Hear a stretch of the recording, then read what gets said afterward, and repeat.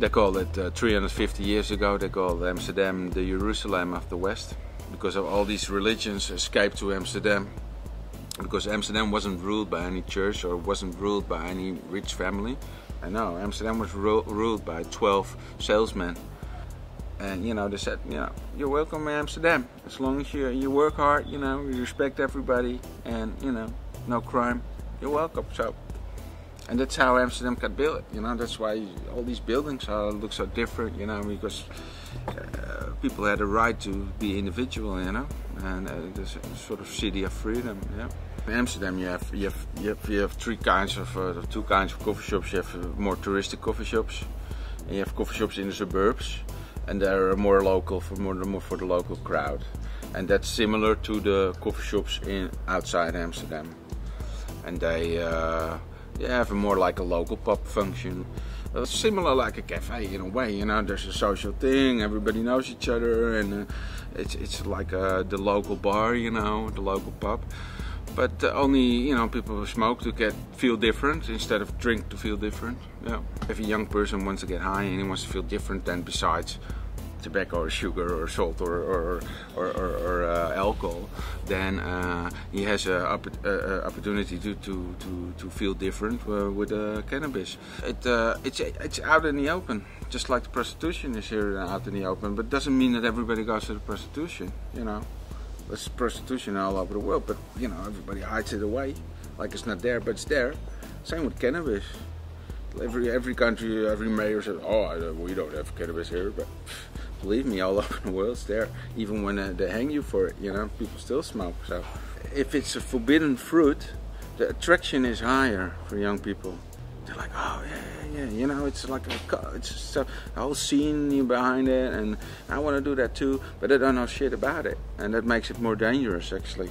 For the word drugs in general, I mean, that's a big mistake. All the media make that mistake, even in the Dutch media. They use the word drugs. But drugs can mean like 20 sorts of things, you know. It's just all these different things, and it's got nothing to do with each other actually. But everybody calls them drugs.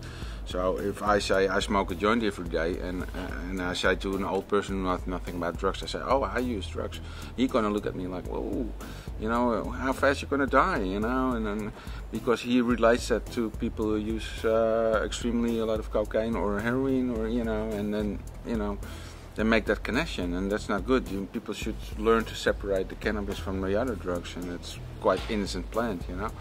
It's better to have a coffee shop around the corner than a couple of local dealers, because they don't give a shit about the environment or the rules in the street or the respect for each other, you know.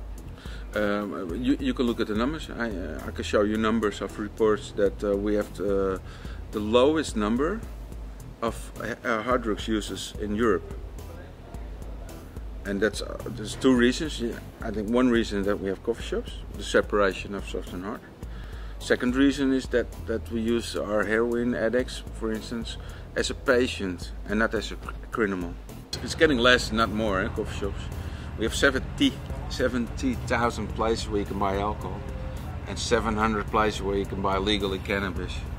And still people saying, "Oh, these coffee shops, it's too much." I'm like, what? I don't mean too much. The Dutch politicians are really spoiled now in the Netherlands. I would like to invite them and take them to a London suburb or a Paris suburb or a German big city suburb, and go find some grass there and see how the whole climate, how the aggression, how the, you know, and oh, today I don't have grass, but I have some coke for you though, you know, you want that, or you want, I mean, it's much more crime scene, you know, and people who have a normal job and around 50 years old, they like to have some grass sometimes. They have to go find it, you know, and they don't want to go in the criminal scene, you know, and they would love to have a coffee shop next door, because you can just buy there as a civilized person, you know, and just go home again and smoke it at home, and nobody, you know. Sometimes I agree. I say, okay, maybe the world's better off without cannabis, maybe, but you know, it's a damn good alternative for all these young people who are so curious, but it's very normal to be curious as a human, and I'm gonna find out in a wrong way, you know, that it's not good for them, but then it's like 20 years later and it's too late, you know.